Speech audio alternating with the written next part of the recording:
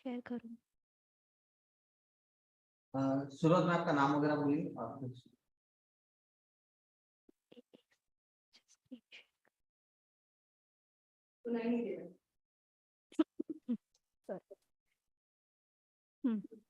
Namo Namah. Myself, Aditi Mitra. I am a student of BPA OTC semester 5. I'll be presenting a paper presentation on Chow tradition, which is a part of my ODC theory paper 5. Let me just start.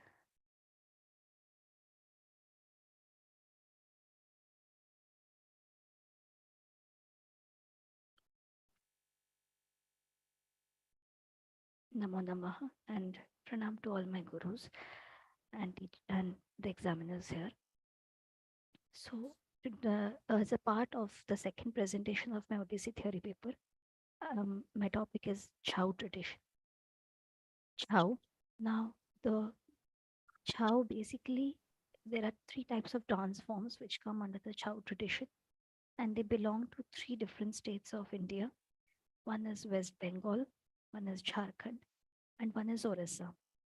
The types of Chow which belong to each of these states are: the one which belongs to the region of West Bengal is called Purulia Chow. The one from Jharkhand is called Seraikela Chow. The one from Odisha is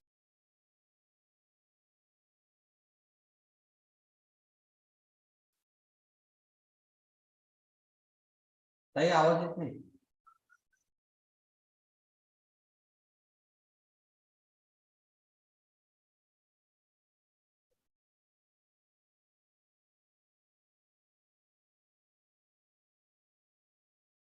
Praveen. हाँ sir. इंटरनेटचा problem आलाय तुमच्या.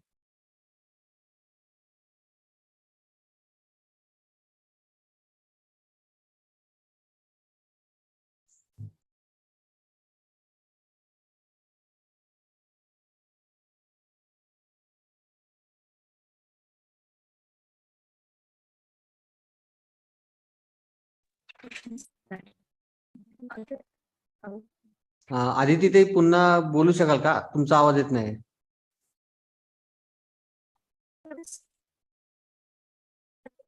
थोड़ा सा पीछे से बोलो please, क्योंकि आवाज बीच में पूरी मिक्स हो गई थी, तो नहीं दिया बिल्कुल.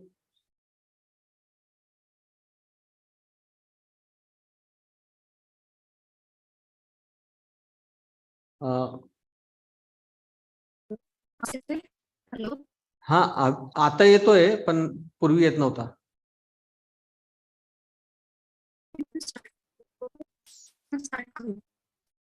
हो पूर्वीपासून घ्या.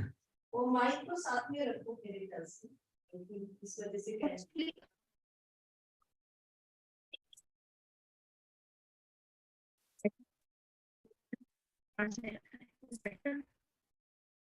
Better.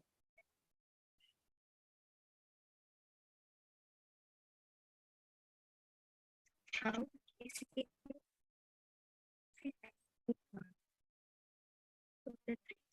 India. West Bengal, Jharkhand. Right, so उसकी वजह से ताई कॅमेरा ऑफ करता का तुमचा?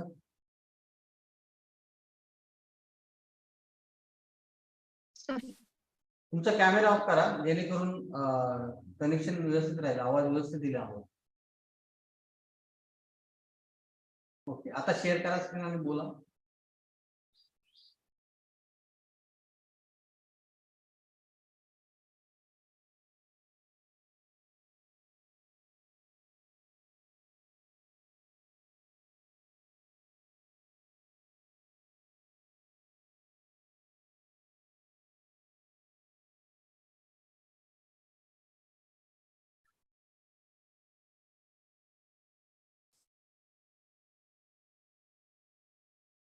प्रवीण आवाज येतोय का तुमच्या साईडला? नहीं सर, आवाज नहीं येते.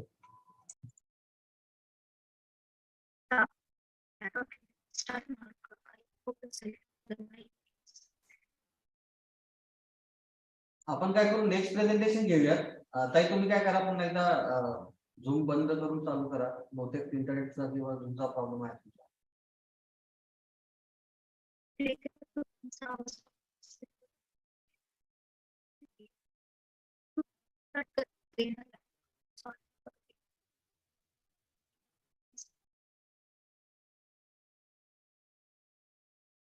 नाही, ऐकायला येत नाही.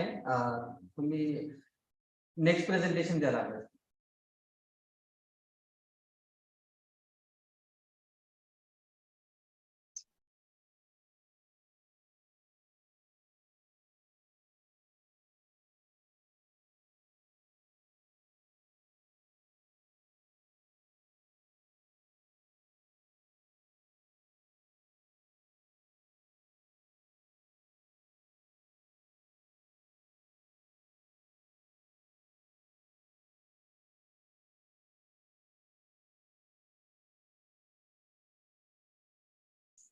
हो ना.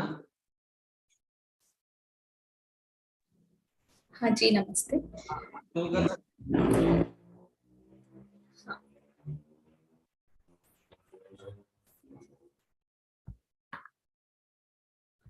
आपका नाम बताना है आपको. ठीक है, मैं स्क्रीन शेयर कर रही हूँ.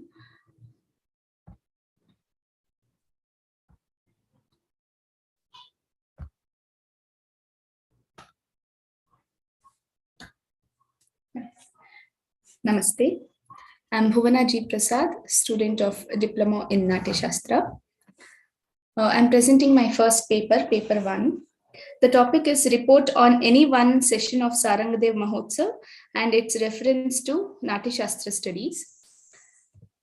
I have taken the presentation of Nirgeet, that is on the third day of Sarangadev Mahotsav, the disciples of Dr. Parvati Dattaji presented Nirgeet, a research-based work which was rooted to Bharata's Natya Shastra. The 7 dance forms were conceptualized and choreographed with its nuances and not also hampering the individual style, but still every style synchronized with each other. The music was in Drupad styles and various percussion instruments was also used, and they included the melodic utterances, that is abstract utterances, that is without any meaning, with rhythmic patterns. And this, they also followed the traditional attire of each style, which was exuberant. So this Nirgeet presentation was related to rooted to Natya Shastra.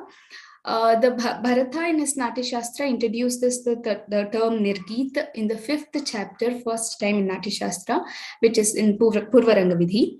So Nirgeet is nothing but the music which is accompanied by the instruments with abstract words without meaning, which is set to Laya and Tala. This here in the Ashravana Bahirgita, the Bharata in his Natya Shastra tells, for praising and invoking the gods, Narada and Gandharva invented the songs in 7 forms, which included Chitra and Upohana, and with Nirgita. So during the recital of gods and Danavas, heard the Nirgita executed in proper tempo and time beat. Where the songs praised the gods were heard, and Daityas and Rakshasas were agitated with jealousy. So they reflected and said, "We accept Nirgita executed to the executed with the music without any words." So the gods, on the other hand, were not happy with it, and they told Narada that they would. They would want to stop Nirgeet, but Narada replied that Nirgeet with accompanied with the string instruments wouldn't discontinue, but on the other hand, combined with Upohana, it should be retained. Since Daityas and Rakshasas were pleased with it, they would not provoke and do any obstacles. So with Nirgeet, majorly Daityas and Rakshasas were pleased, and with Bahirgeet, the gods were pleased. This is how it is rooted to Natya Shastra, Nirgeet and Bahirgeet, which was in conversation between Narada and Devatas. Hence, the conclusion is that this was a ritual performance in Purvaranga Vidhi by musicians and performers where they please to pacify the demon, they please the gods, and also sanctify the space. So this is a remarkable research work by Parvati Didi. So with this insights, Nirgeet performance of Sarangadev Samaroh was rooted to the relevance of Natya Shastra Bharatamuni. This is my first paper presentation. Topic 1. Going to the second one.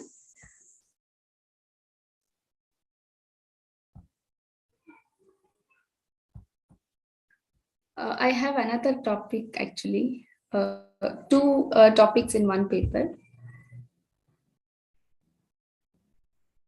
Continue करेंगे continue. Continue करो हाँ.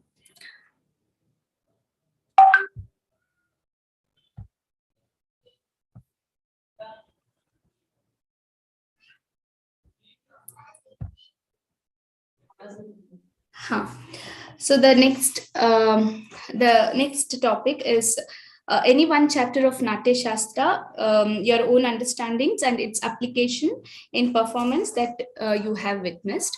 So I have taken the chapter 35 of Natya Shastra, which is called the distribution of roles.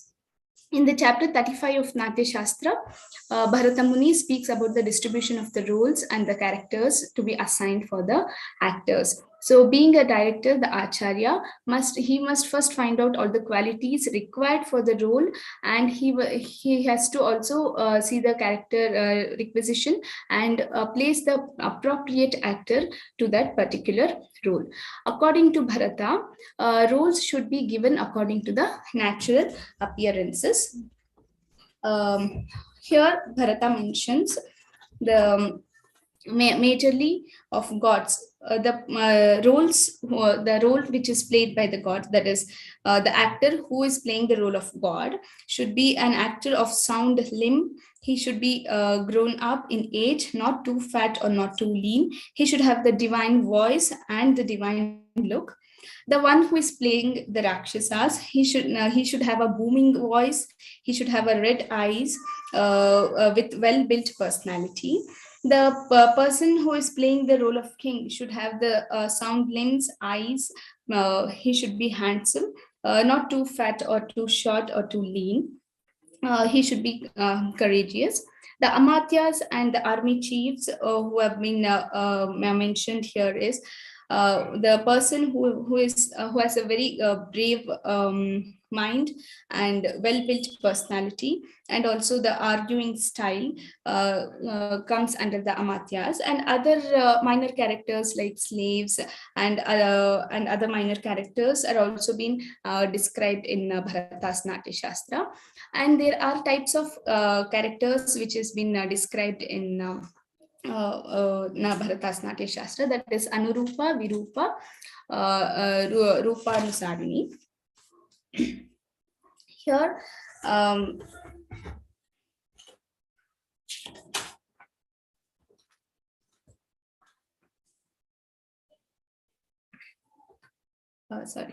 Anurupa is the one where Anurupa is the one where a person who is taking the proper role of, for example, if the person is taking the role of hero, his age, his status, his personality should match to the person. Virupa is the vice versa of it, where he doesn't match, but it has been given. Rupanusarini is where a person who is a male character playing the female character, and vice versa. These are the types of characters which is being mentioned in Natya Shastra. And kinds of production here, we have in Natya Shastra, he has mentioned the kinds of production, that is Sukumara and Avidha. Sukumara is a delicate kind of production where females are majorly can do this. For example, from the Dasharupaka of Natya Shastra, we can take the examples of Nataka, Prakarana, Bana, Vikti, and Anka for this Sukumara. And Avidha is a very energetic form where male are dominant.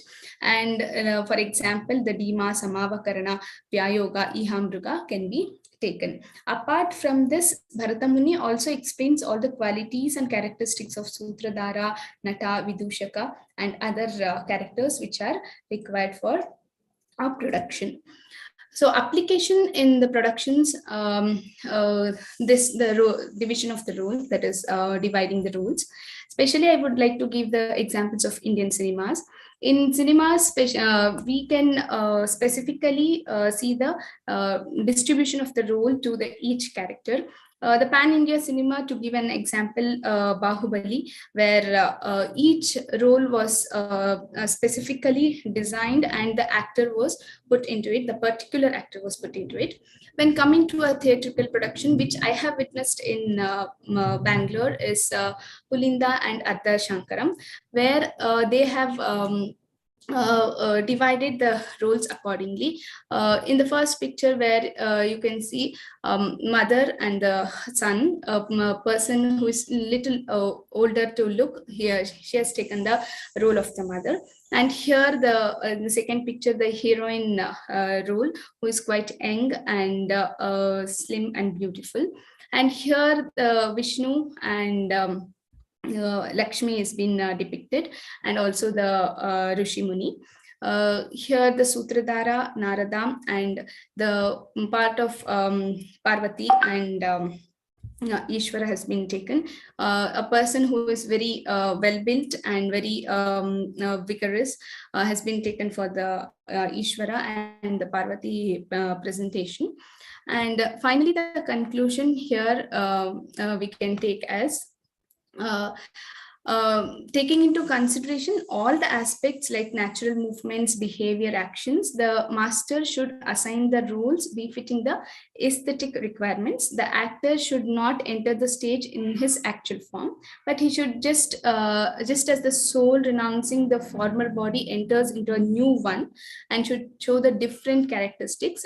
The intelligent actor assumes the role of the another and the feeling that I am he. So, and should show his role by speech and actions. So this is how a person should take the role, and the director should distribute the role in accordance with it.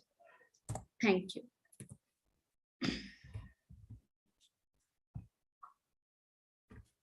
Thank you. Can you do the second paper also? Paper 2? Okay. Paper 2. Okay.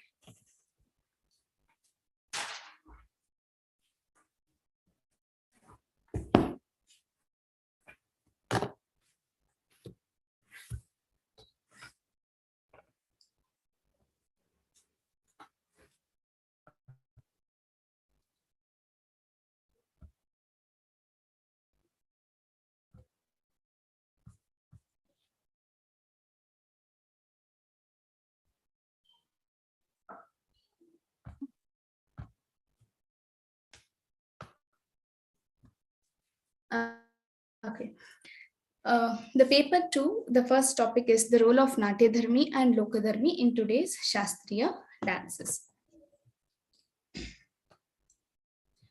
So Bharata Muni in the chapter 6 of Natya Shastra mentions major 11 aspects of Natya, that is Rasa, Bhava, Dharmi, Vritti, Pravritti, Siddhi, Tatha, Athodhya, Gana,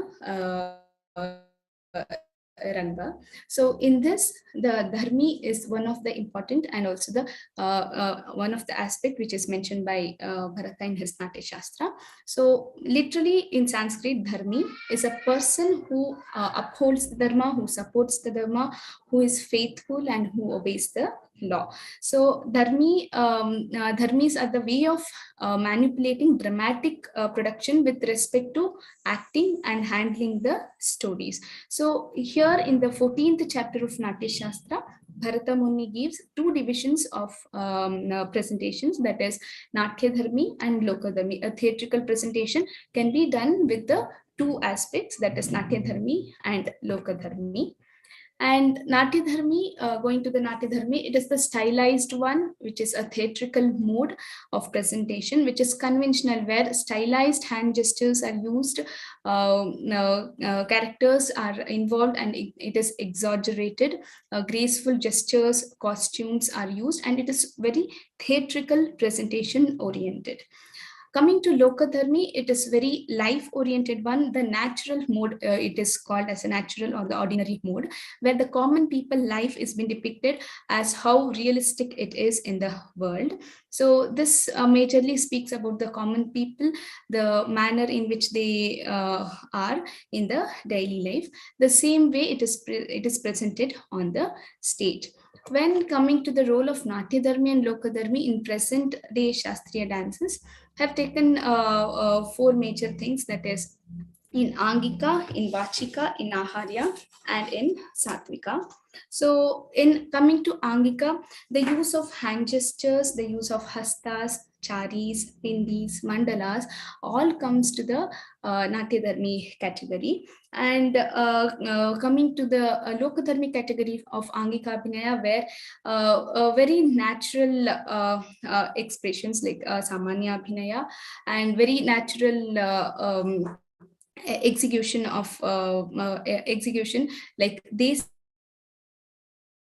types of executions comes under the Lokadharmi category.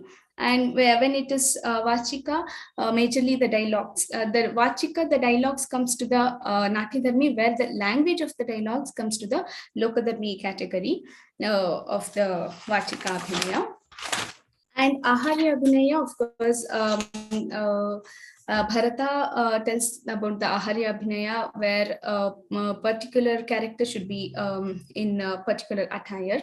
That comes to the Lokadharmi. The set which has been done for the theatrical presentation comes under the Natya Dharmi. But coming to the regional variations, like the Desi traditions, which have been like Bharatanatyam, Kathakali, Mohiniyattam, Odissi. So they have their own Aharya, they have their own regional variations of Aharya, which where they have and perform. And also coming to the Aharyas in the context of the sets. So nowadays LEDs are used, which are very technical Lokadharmi pattern.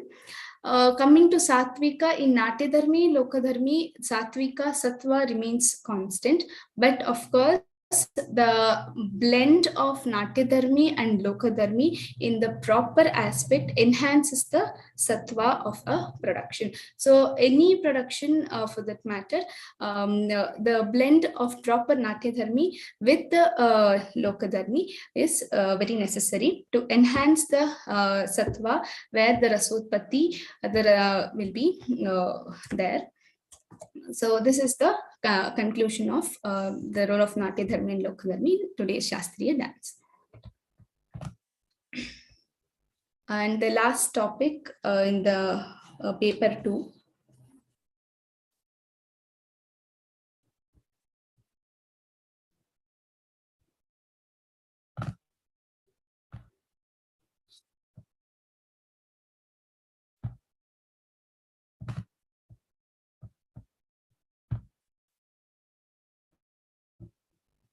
The last topic is influence of Angika Abhinaya of Natya Shastra in today's Shastriya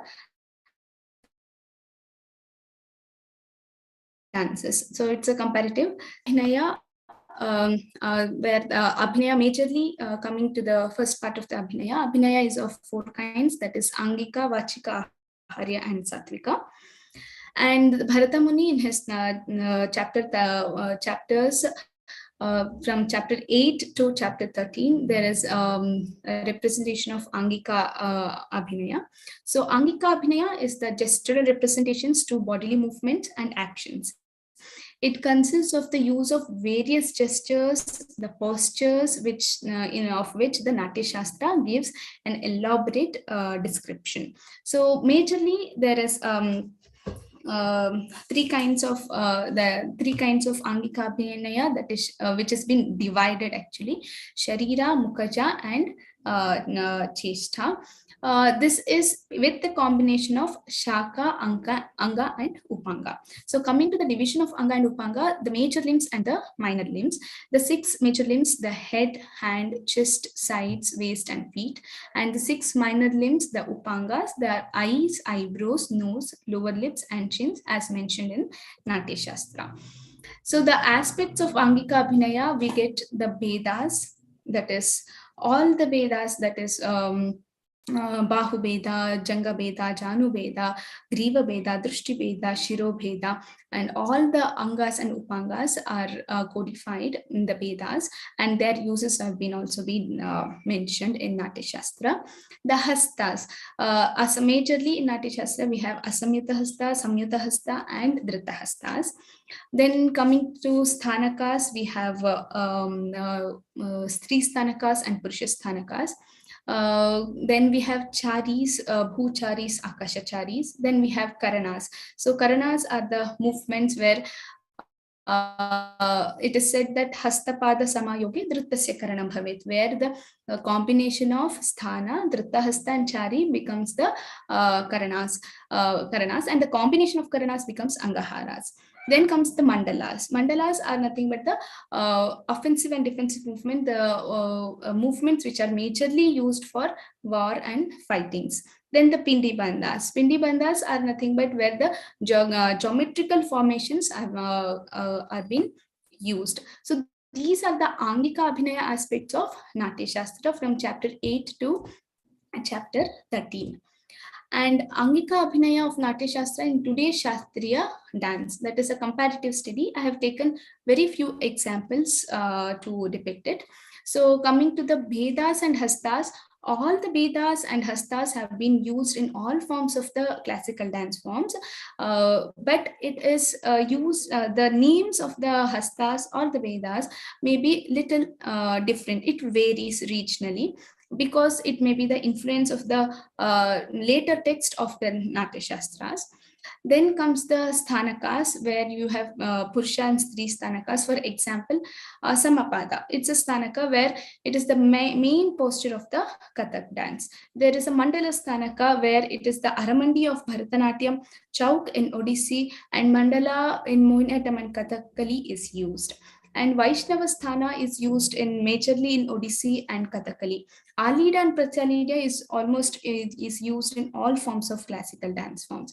Then we have female postures like Ayata, Avahita, Ashwakranta, which are majorly used in the Lasya aspect of Manipuri. Coming to Drutta Hastas, we have, for example, Talamukha, Nalini Padmakosha, which has been used in Manipuri. Then Arala Katakamukha, which has been used in Kathak. Leena is the Drutta Hasta, where all the classical dance, all the forms of Desi forms uses it.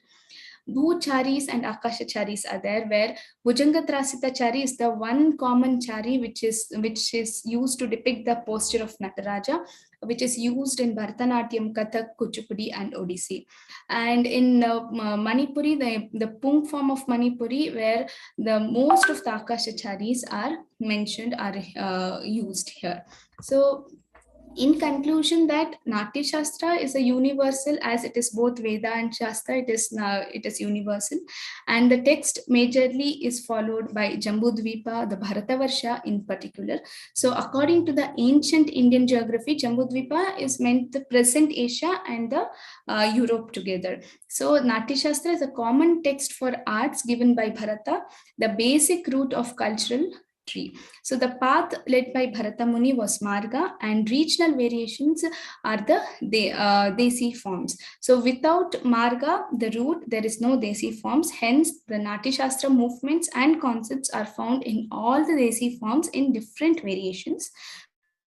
So with this statement, the Angika Abhinaya of Natya Shastra has a great influence on all Shastriya forms in respect to the regional variations. Thank you. Thank you. Thank you, Bhavana. Thank you, Didi. Next, we will have Aditi. हा.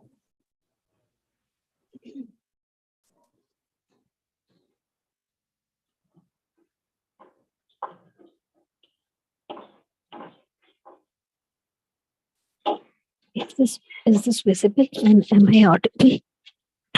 Am I audible now properly? Yes.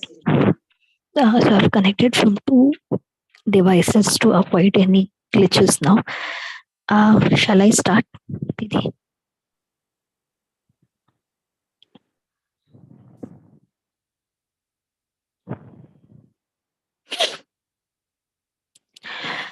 Uh, Namo Namah to all my gurus and examiners here. I'll be presenting my topic based on Chow tradition, which is a part of my university program, BPA ODC semester 5, and also a part of my ODC theory paper. Chow tradition. When we speak of Chow tradition, it refers to three types of dance forms or three types of Chow forms originated from three different states of India. One is West Bengal, one is Jharkhand, and the third one is Odisha. The three different forms of Chow belonging to each of these states are Purulia Chow, which belongs to West Bengal, Seraikela Chow, which belongs to Jharkhand, and the Mayurbhanj Chow, which belongs to the state of Odisha.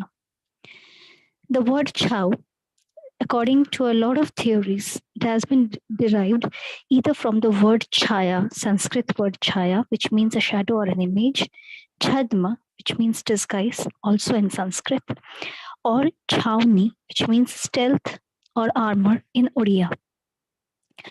Chow can be classified under the genre of Indian tribal martial dance form, which because it has aspects, a mix of aspects of martial arts, acrobatics, and athletics also.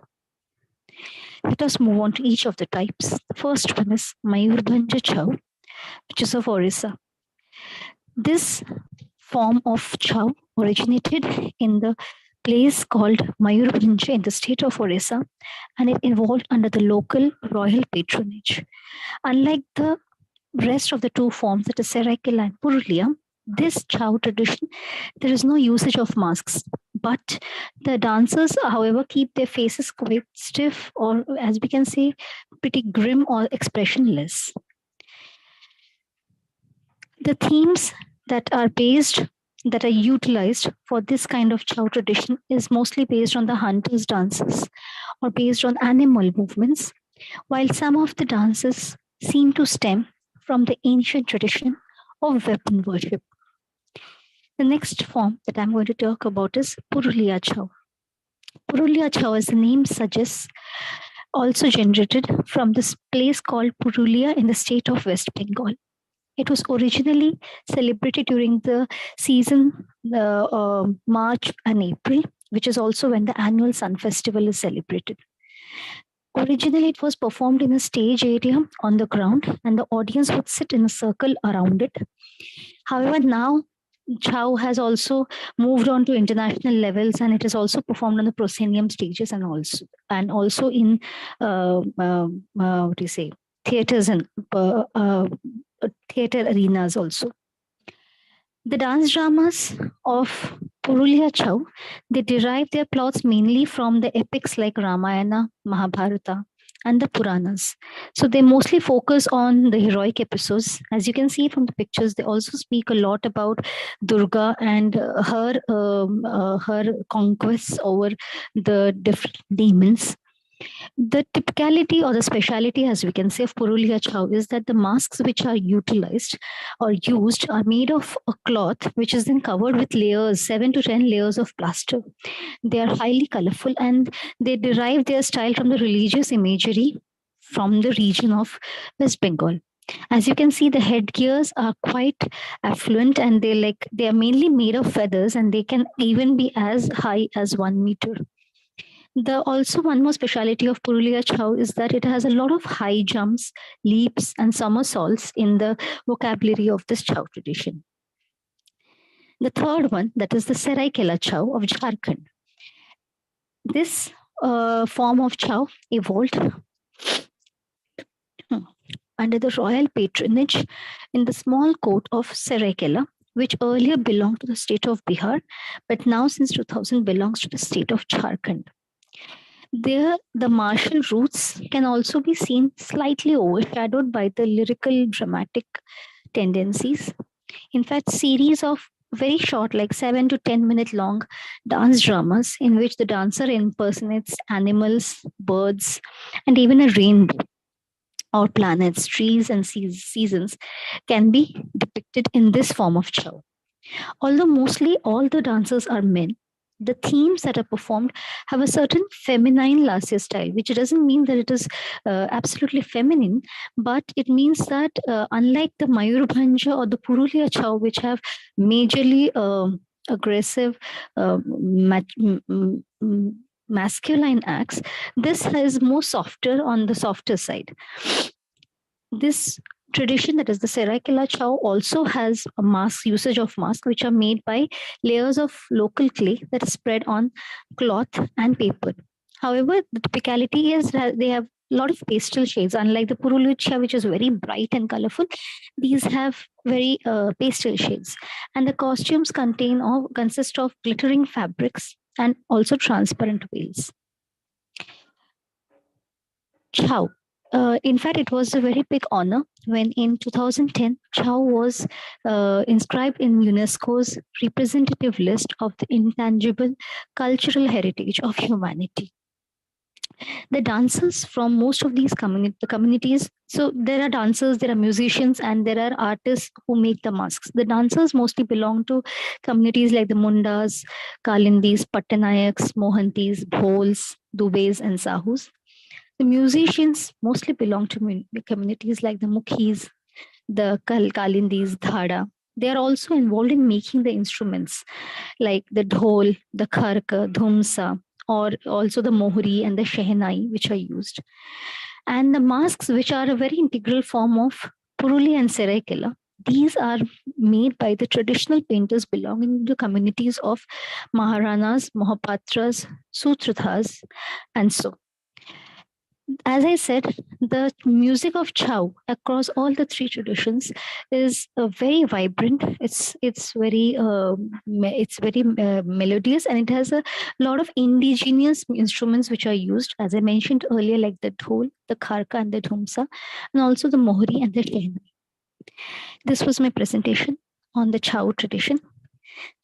Thank you, and namo namah.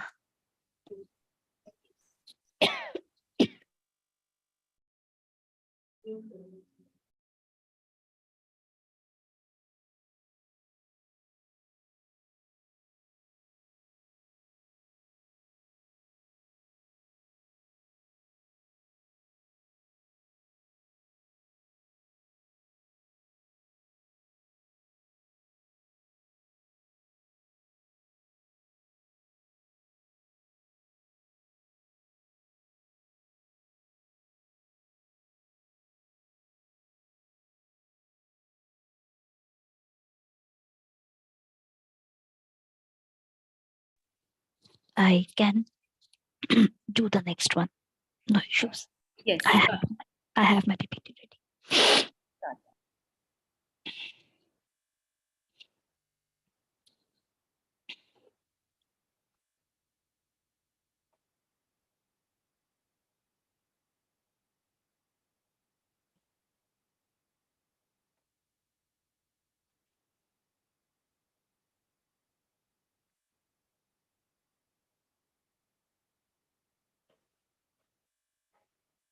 Stop.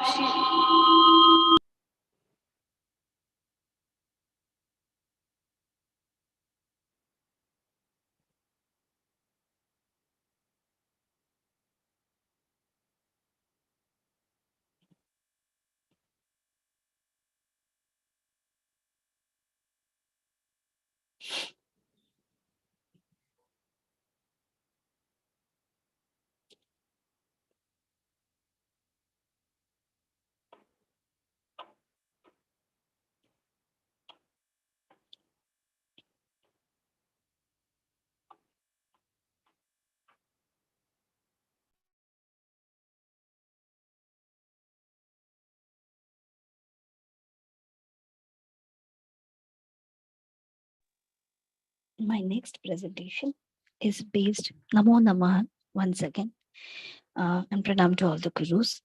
My next presentation topic for this part is based on Rasa Sutra, which is a part of my PPA ODC semester 5. Myself, Aditi Mitra, presenting Rasa Sutra as a part of my course BPODC semester 5. Rasa Sutra. When we speak of the word rasa, we need to first start from the etymology as to where it comes from. We can say that the word rasa has been derived from the Sanskrit word rasa, which means juice or to savor or to relish. When we say rasana indriyo se grahan gyan ko ras kehte hai, this line specifically means that rasana, which means tongue in the physical sense, so anything that is relished or that is savored is called as a rasa. Rasa can also mean sar, nectar, essence, ananda, that is bliss, atmagyan. There are a lot of hymns that have been written, composed on rasa or fluid extracts in the Rig Veda. We can find hymns in Rig Veda based on rasa. There can be three derivations for this term rasa. We can say that which gives ananda, which means rasayati iti rasa, or rasyate iti rasa, which means to experience ananda is also ras. And rasyate anena iti rasa, that medium through which we experience ananda is also ras. Sorry. These are some of the statements that have been found in the ancient texts and treatises. I will just read out some of them.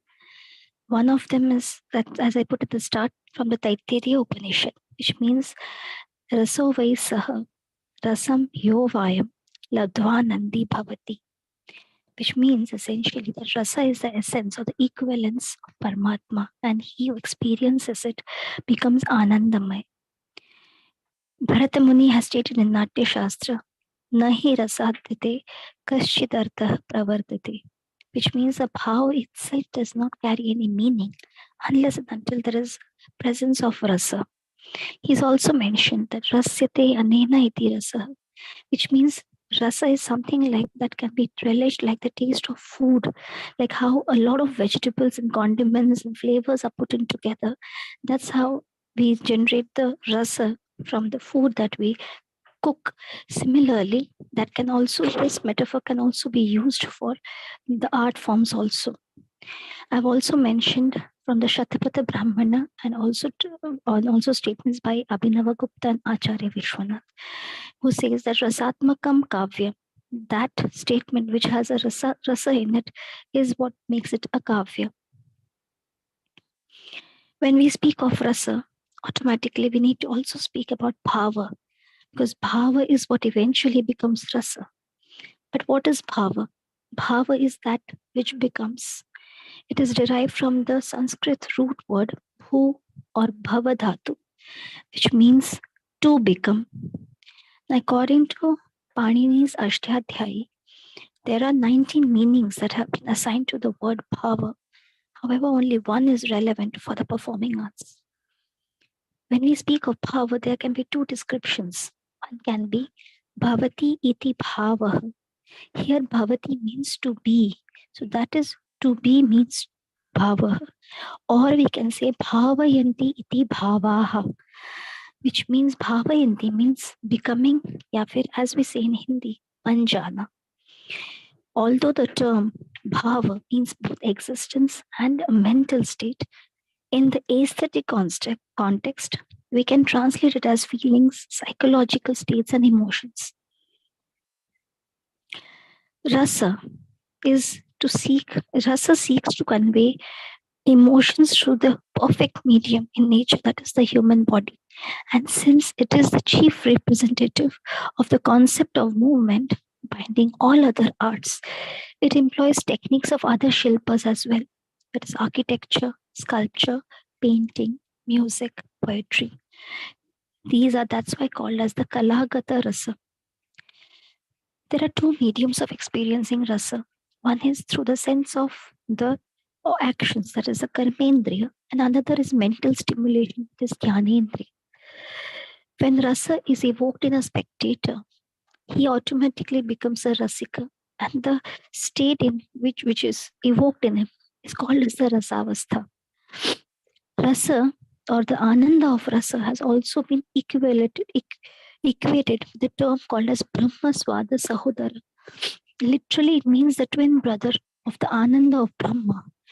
Why Sahodara, which means ek hi udar, or generated from the same root or same source. So when they're janita from the same source, or generated uh, or created from the same source, that's why it is called as the Brahma Swada Sahodara.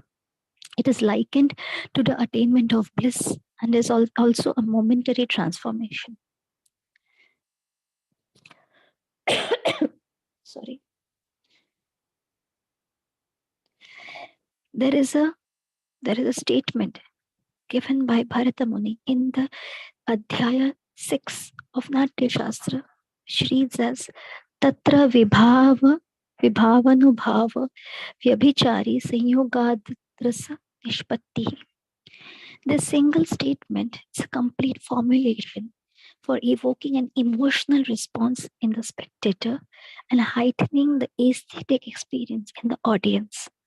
It broadly means that rasa is realized by the amalgamation of vibhava, anubhava, vyabhichari bhava, along with the sthyayi bhava. Let us see what do these terms mean just in one or single sentences. When we speak of sthyayi bhava, so there are 8 fundamental feelings that we are inborn with as human beings. They cannot be acquired through any tradition, training, or education. These 8 fundamental feelings or psychological states are called as sthyayi bhava, which is rati, hasa, shoka, krodha, utsaha, bhaya, jugupsa, and vismaya. When we speak of vibhava, it literally means, the word means determinant, the cause, or the karana. It can be a stimuli like the story, the stage, or the actors also, which are conducive to awaken the sthyayi bhava. Now, there are 2 types of vibhava. One is the alamban vibhava, and the other is uddipana.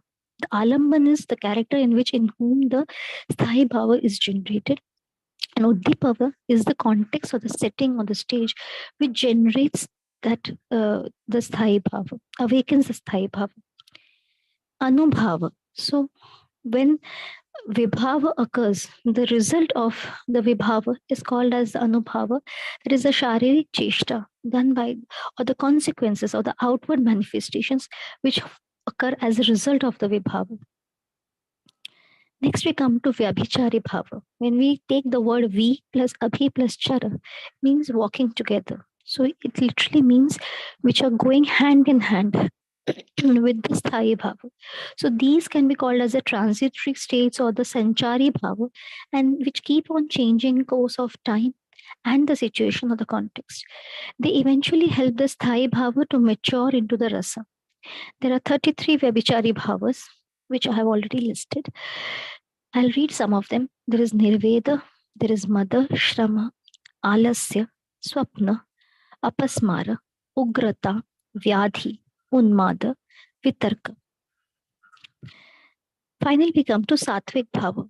Now, what is a sattvic bhava? It can be called as the involuntary status of the mind of a person, an inbuilt body response.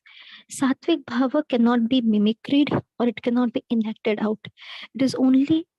It can only be portrayed, or it is only comes out when the nutter or the performer or the artist is completely immersed and becomes one with the art form.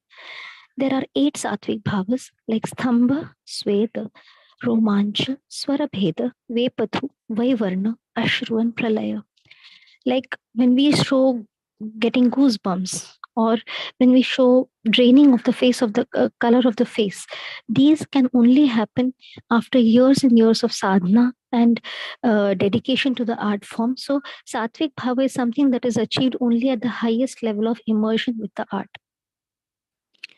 Here I have taken the corresponding rasa for each of the sthyayi bhava. So when we call rati, it eventually generates into the rasa Shringar. Hasa becomes Hasya, Shoka becomes Karuna, Krodha becomes Raudra, Utsaha becomes Veera Rasa, Bhaya becomes Bhayanaka, Jugupsa becomes Vibhatsa Rasa, and Nismaya becomes Adbhuta Rasa. Sorry.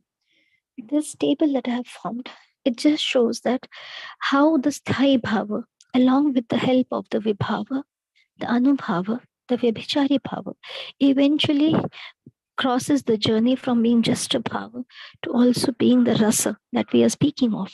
So the earlier table was just the corresponding table. Here I am showing the eventual transformation. So if we take, let's say, the shoka basthai bhava, now the vibhava is when, let's say, we are showing a context of a death or a loss or some calamity that has befallen the character. So what is the anubhava or the reaction of the character? The artist will show it as either fainting or show it as tears in their eyes or lamentations. What is the Vyabhichari Bhava? It can also transform into a sorrow with trembling, fear, which is accompanied with sorrow, and anxiety. Eventually, the rasa that is generated in the artist and in the onlooker is the Karuna rasa. Similarly, the other bhavas also have their eventual vibhava, anubhava, and vyabhichari bhava. Here I have shown the Navarasa. Now, till now I was talking about the Ashtarasa, and here I have also added the Shantarasa, which I'll come to eventually. The Shantarasa was eventually added by Abhinava Gupta, and it was not originally a part of the Ashtarasa, which was composed by Bharatamuni in Natya Shastra. Here, the each of the pictures show the expressions that are related to each of the bhavas and each of the rasas that are generated. Thank you. Namo Namah.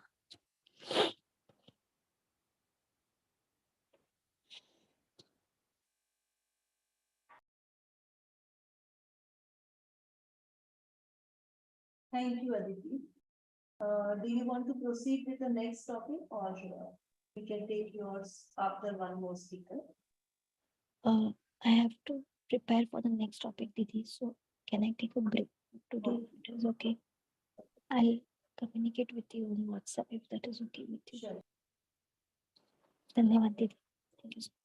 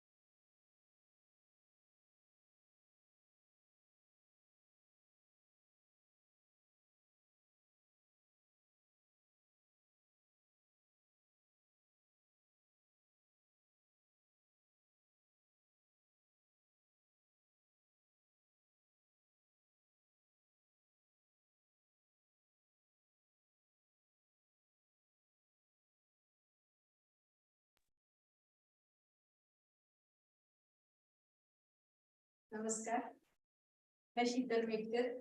एक minute है, शायद camera on है। नमस्कार, मैं शीतल Metkar, MPA Odissi की student,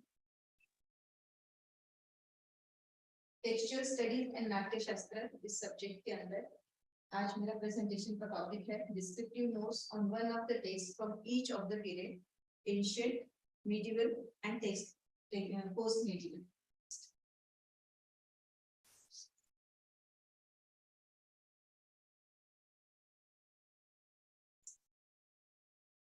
I will try to cover Natya Shastra as ancient text, introduction, time period, information about author, and classification of the chapters.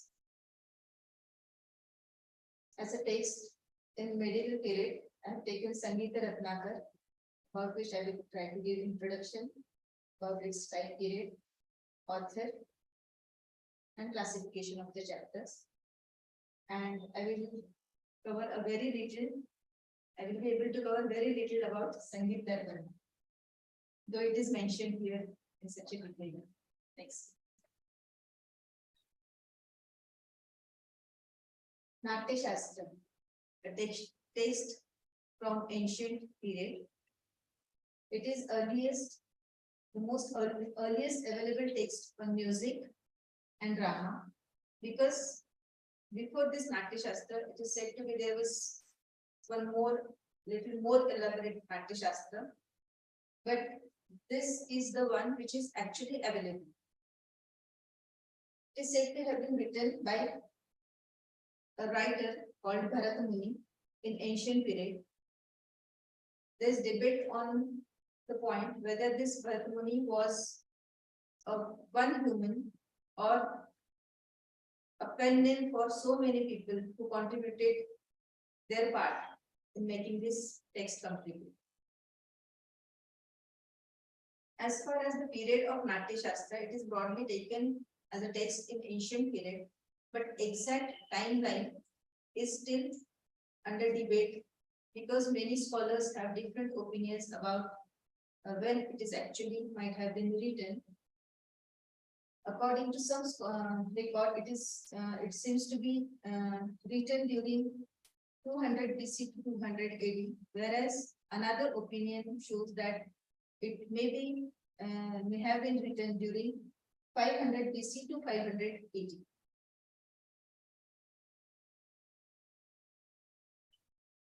The broad structure of Natya Shastra is it has 36 chapters,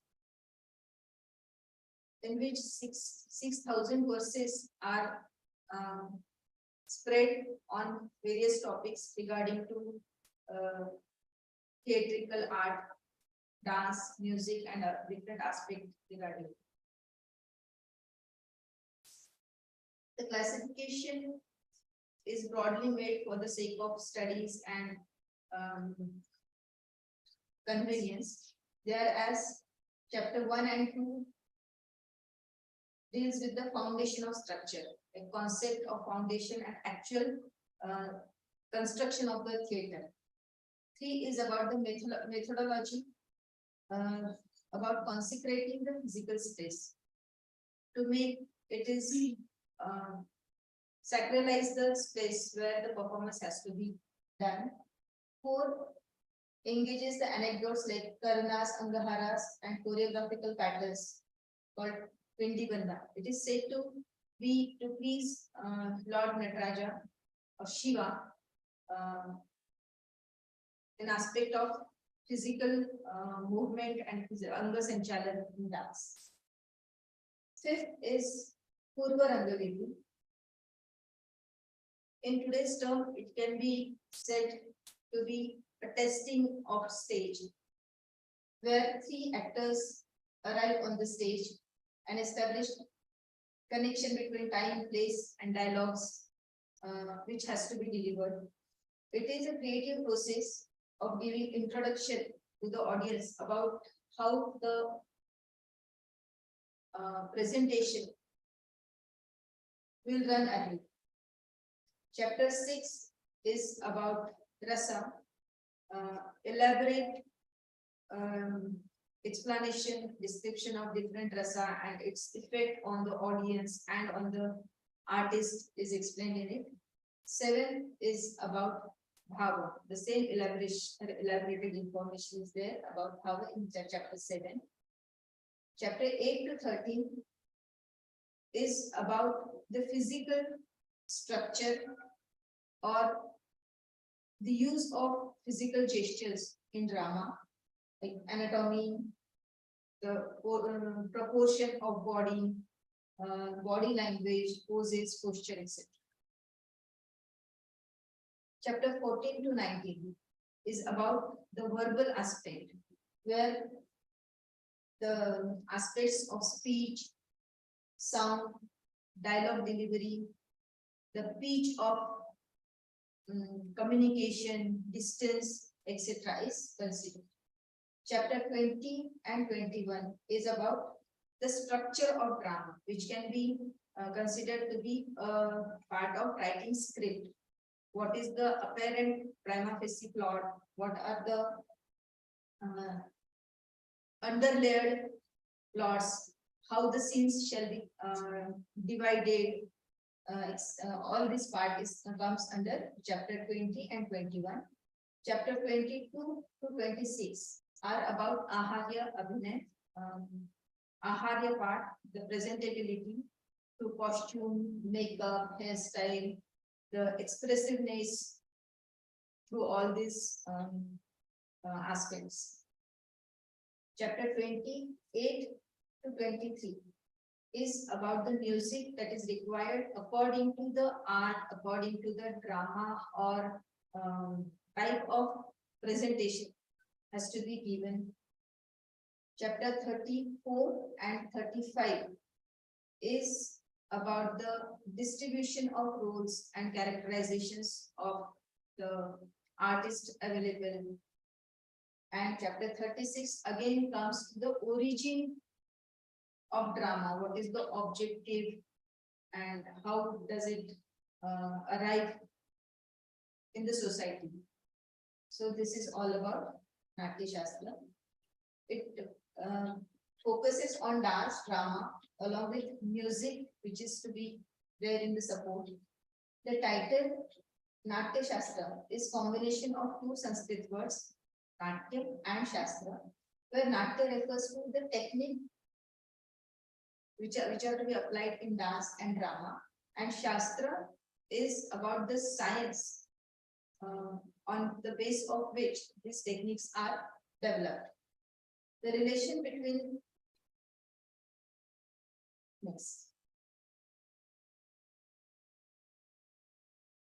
a text from medieval period I have taken for this presentation is Sangeeta Ratnakar. Sangeeta Ratnakar is another text which is most important on musicology. It was written by author Sarangadeva in 13th century. The literary meaning of Sangeeta Ratnakar is Sangeet means music, Ratnakar means ocean. Yes.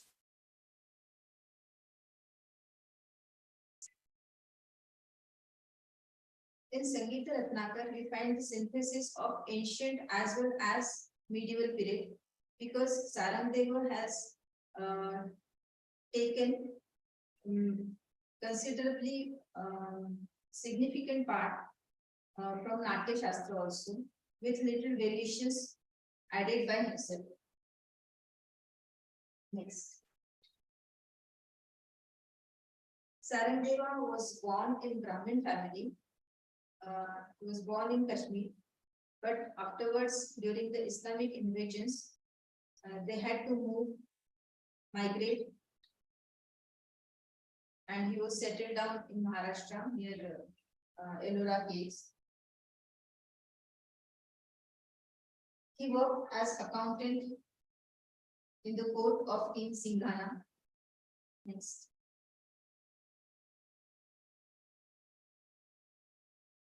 As Natya Shastra is very elaborate text, there are 36 chapters. Here in Sangeeta Ratnakar, 7 chapters are there.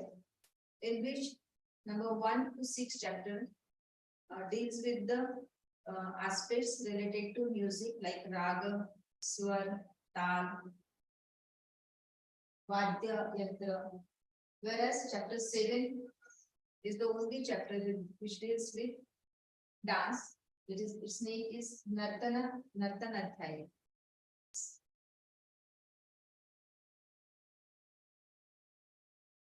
Text from post-medieval period, also modern period, is taken Sangeeta Darpana.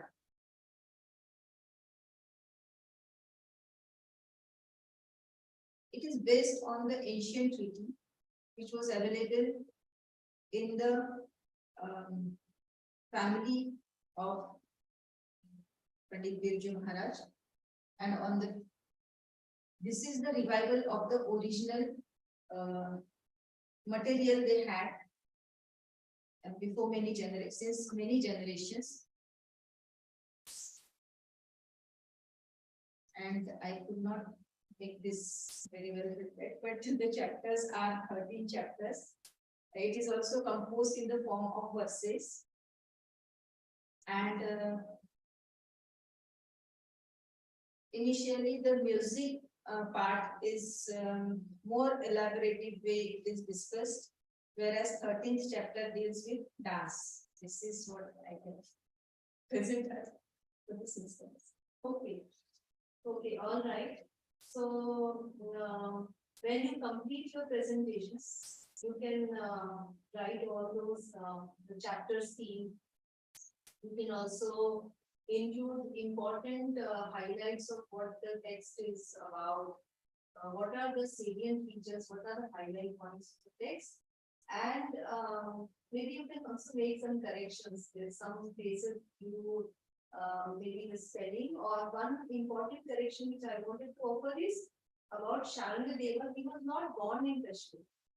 His ancestors were from Kashmir, but then they moved down south. They settled in Deccan, this region, and Sharanga Deva was born.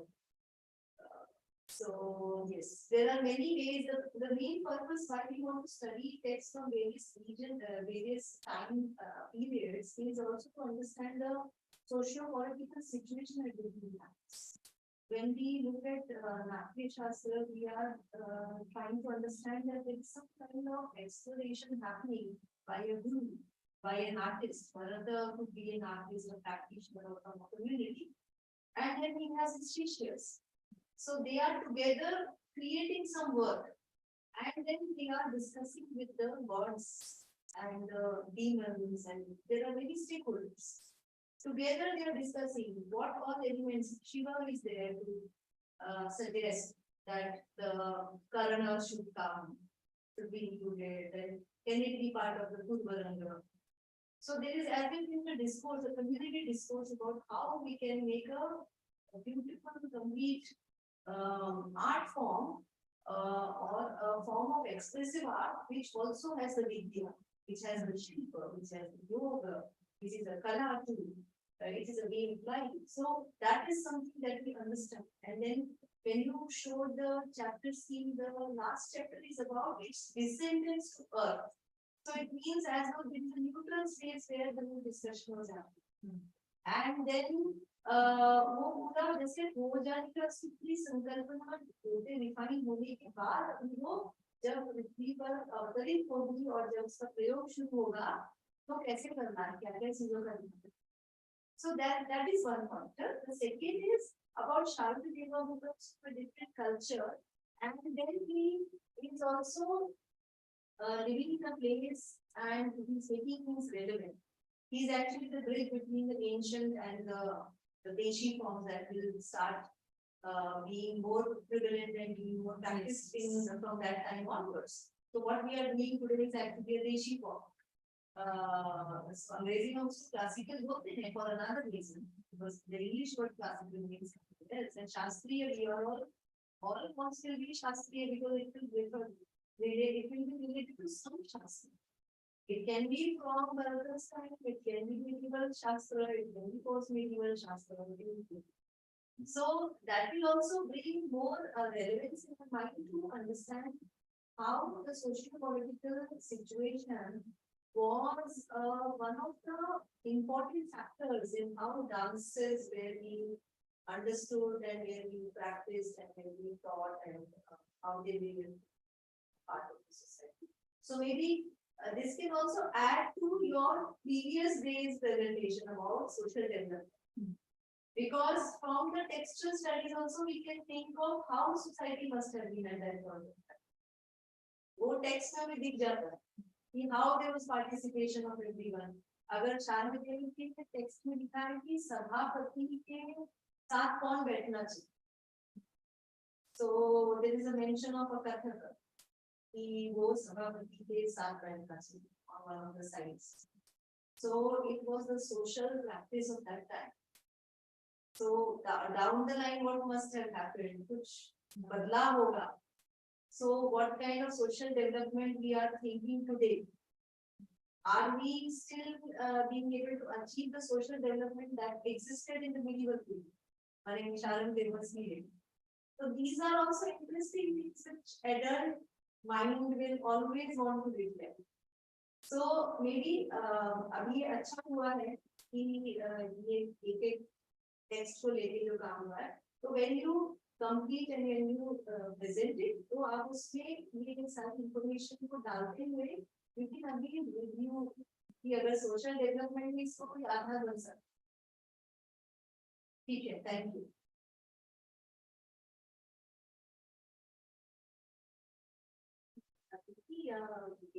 Bhadra